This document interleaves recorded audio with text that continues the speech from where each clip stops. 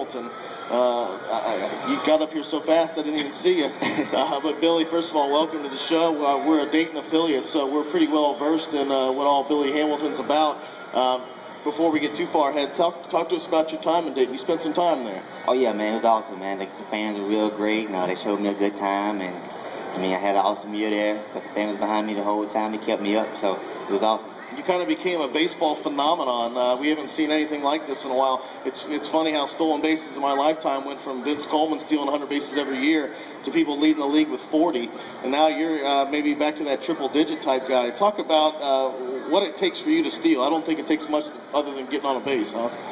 Well, yeah, that's the main part, getting on base, but I did a pretty good job of doing that, and it's basically, man, just reading the pictures and having that confidence that you can't be thrown out. And I have a bunch of confidence, and I feel like there's no catcher can throw me out, so that makes it even better for me. Just on a side note, I actually went to a Dragons game a few years ago, and you were not in the starting lineup, but it was a close game late in the game, 7th or 8th inning or so.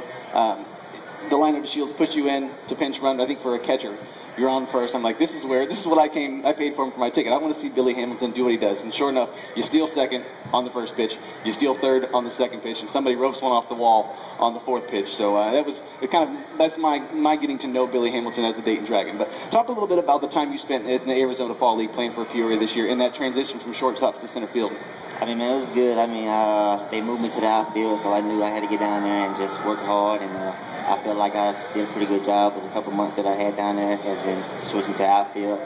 But I feel like I got a long way to go, and I feel like if I can get out and do my job, I have a chance.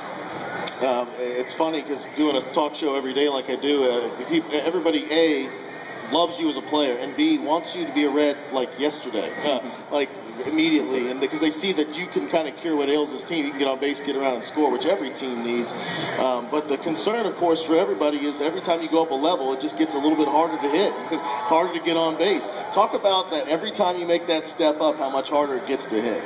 I mean, it's different because once you get up, the pitches are better. They hold you longer, and like when I went from high A, they were throwing like cutters and singers, and when I got to double A, it started getting a little harder. So the ball started moving and stuff, and so I had to get used to it. I mean, it was a big adjustment, but like I had that confidence that I can do it, so that builds it up, and for me to switch levels, and it was good.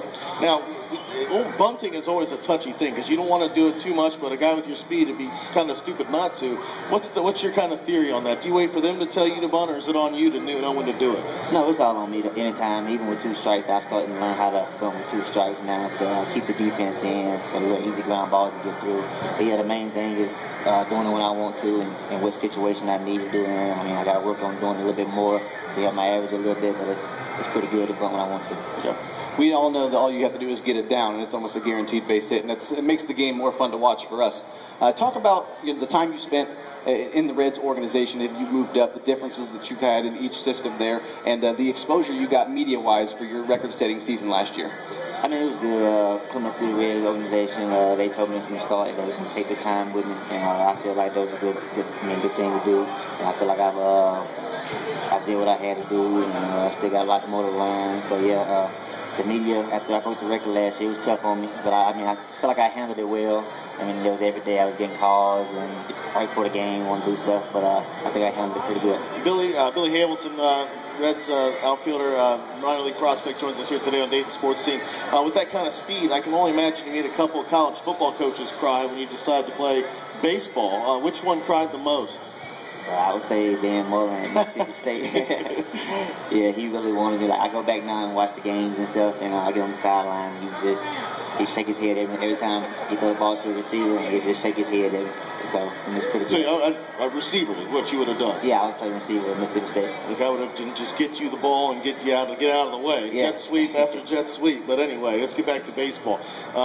Expectations of where you will begin the season? I have no idea. It just depends on how my spring training goes. I got invited to big league camp, so that's a plus. If I can get out there and do what I got to do, I mean, who knows? We're Twitter friendly on the show. I got a tweet from @Zachy Smith. He wants to know if you're fully healed from a crazy collision.